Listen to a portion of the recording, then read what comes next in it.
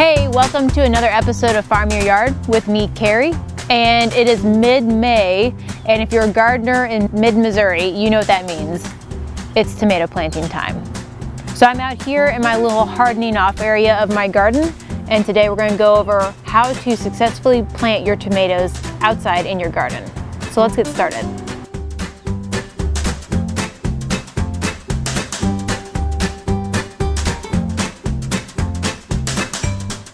So the first thing you want to do when starting the transplanting process for your tomatoes, or really transplanting anything out in your garden, is it's very important to do something called hardening off. We've gone over hardening off in other videos, but I'll just go over it again really quick. It is when you purposefully stress a plant out just a little bit, a manageable amount, before planting it in your garden.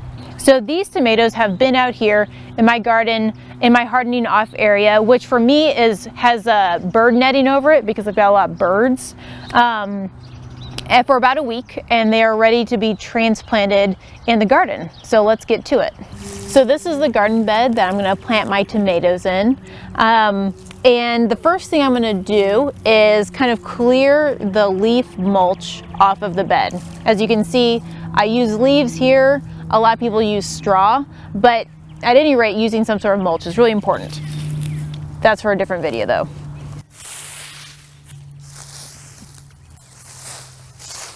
So I got the mulch moved away for now. Let's talk about the time of day or the type of day that you want to plant before we do anything.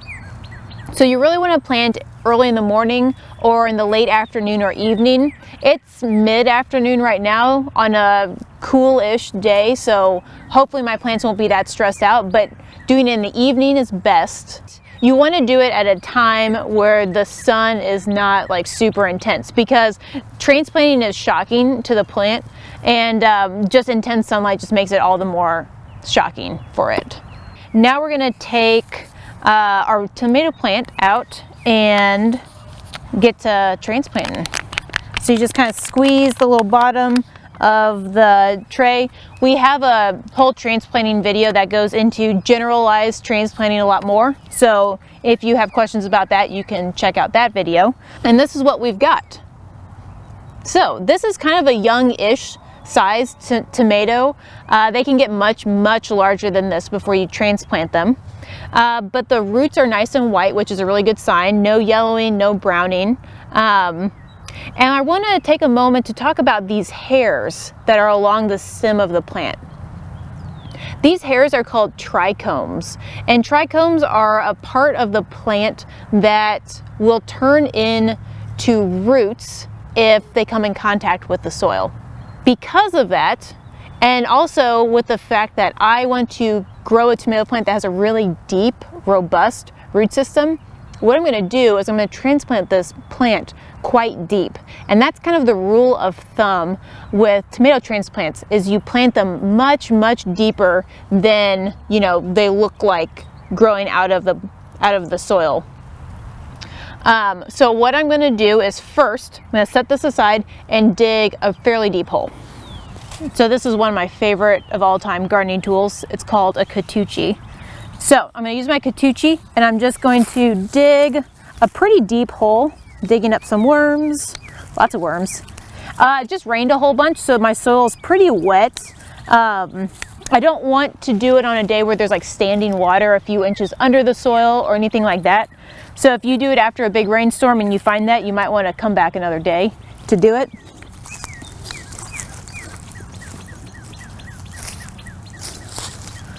All right, so that's pretty good. So let's see how deep that is. So that hole is this deep. So that's a few inches. So you can see how deep that is compared to the plant. And I'm doing that on purpose. So now that I've got my hole, I've got my plant out of its container, the next thing I'm going to do is gently kind of break up how the roots are growing, so they no longer continue to grow in a spiral and start to grow outwards into the rest of the soil. You don't have to do much, you know, just a little reshaping of the soil block. And now I'm going to use my fingers and I'm going to pinch off the lower leaves because I'm going to bury this stem. So I'm also going to pinch off this little branch. I just use my fingernails at this stage. The branches are still really tender. You want to cut them nice and close to the stem so that there's not like a large stump that the plant has to put a lot of energy into healing. So nice and flush with the main stem. I might or might not pluck this one off, we'll see. So now I'm going to set it in the hole. And now is a great time to add compost and fertilizer if you use it. And I just so happen to have some behind me. Voila. So in this bucket, I have a little bit of tomato-specific fertilizer that I use. It has a lot of potassium in it, which is supposed to help make flowers, which gets you more fruit. But before I add a little bit of fertilizer, I'm going to add some compost too. So I don't want to add a whole bunch of compost, but I'm just going to add a sprinkle, like a handful of compost into the hole with my tomato. And that just is a good long-term soil amendment for the soil microbes. And you know, helps make my garden soil just that much more comprehensive. So I'm definitely not going to use this whole half cup on this hole. I will use this half cup over this entire bed. So for this hole, I'm just going to use like a small sprinkling, and with the knowledge that I'll use this entire cup for the rest of, you know, throughout the rest of my transplanting. So I'm just going to sprinkle it also in the hole. And actually I'm going to layer some more soil and compost and then do another little sprinkle because I want to put the compost right where the roots are. So I'm going to do another little handful of compost, another little sprinkle of the fertilizer, and that should be good for this guy. And then I'm going to backfill this hole the rest of the way with the soil in the garden.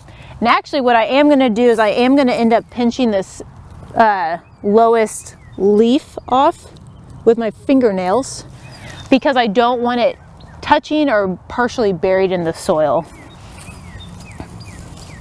So then I'm going to firmly yet gently kind of press the soil back around the plant, and the idea is that I want to plant the tomato in a slight like dish so that when I water it, the water kind of pools around it and percolates slowly through. So there you go. So this kind of shows you how deep I planted it. I planted it about twice as deep as it is now. So it's much shorter, but that gives all those trichomes opportunities to grow nice big root systems for the plant. What I'm going to do next is put my leaf mulch back around it. The reason why you want to do that right away is because there's a lot of soil-borne pathogens that tomatoes are really susceptible to, and so you want to keep the soil covered as best you can, really all of the time, but in particular when you plant tomatoes, because what happens is it rains, you water the plant, whatever, soil particles splash up onto the lowest branches or up the stem, and there's soil-borne pathogens that then just travel upwards towards the plant. And since they come naturally from more arid environments, they're not in love with our really humid, moist summers here, so they already have, you know, some fungal baggage that they deal with anyway. So by mulching around your plants and protecting them from the soil and the soil-borne pathogens, you're helping them start off on a really nice life in your garden. I'm not going to go right up to like the stem of the plant. I'm going to try to keep a little bit of a ring of soil around it just for now while the plant is small, just so that roly-polies and ants and stuff don't like take over my plant.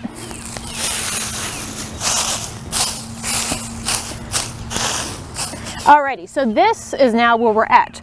The plant is planted deeper, it's got compost, it's got fertilizer, and it's got some mulch, in this case leaf mulch. So now the next step is staking or caging. So this goes along with the previous step of like keeping the plant protected from the soil. Tomatoes need help growing up. They aren't viney like a watermelon, or like a pole bean, but they can't like hold themselves up. Naturally, they would just grow really low to the ground, kind of like all along the ground, and be like rooted into the ground, and the tomatoes would essentially be growing on or just above the soil high. But here, because we have an environment that's super humid, lots of soil-borne pathogens, kind of wet, clayey soils, we need to help the plant and keep it off of the soil. So in my own garden, what I use is a homemade tomato cage. Watch out. Watch out, you're gonna be caged. Come on. So I made this with like a roll of field fence that I purchased from a big hardware store, and it's about 18 inches in diameter, and it's about 4 feet tall. And I cut it so that like the bottoms have like spikes kind of, and I just nestle it right after I plant the tomatoes. If you try to do this when the tomato is larger and already has like branches out, it's just a big headache, so do it right away. And then I just settle it right into the soil like so.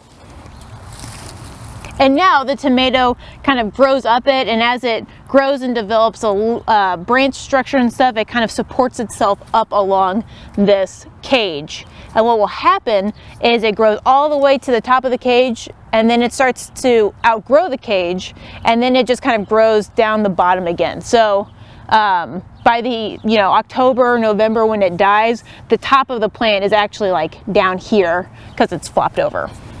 But this is a great, pretty cheap, pretty like sturdy way to keep your plants hoisted above the ground, and all I have to do is put them over my plants once a year. Super easy.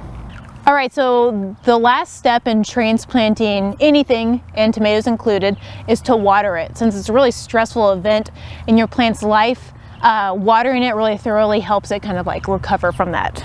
So I have a leaky hose that I'm going to use. So with tomatoes, they do not like their leaves like wet. Just kind of bring the hose nozzle down to like the stem of the plant and water it so that there's very little soil splashing back up to the plant. Usually I count to like 15 or something in my head, and then turn the water off and check to see if I watered deeply enough. So to check the soil moisture and if you watered enough, you take your finger and you go about 2 inches or so away from the stem of the tomato, and you just stick your finger all the way down to like, your last knuckle. And if it's still wet to the tip of your finger that far down, it's probably good. So let's check it.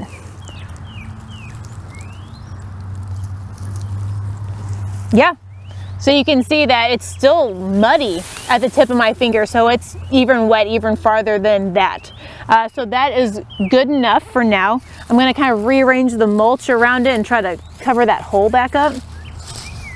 And so my young tomato plant is ready to take the world by the horns and get growing. Now I just have to plant the rest of this bed. As always, we hope this was helpful in your own gardening journey.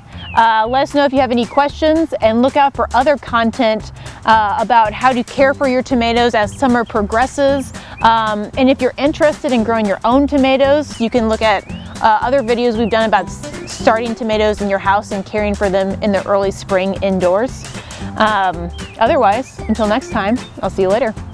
Bye.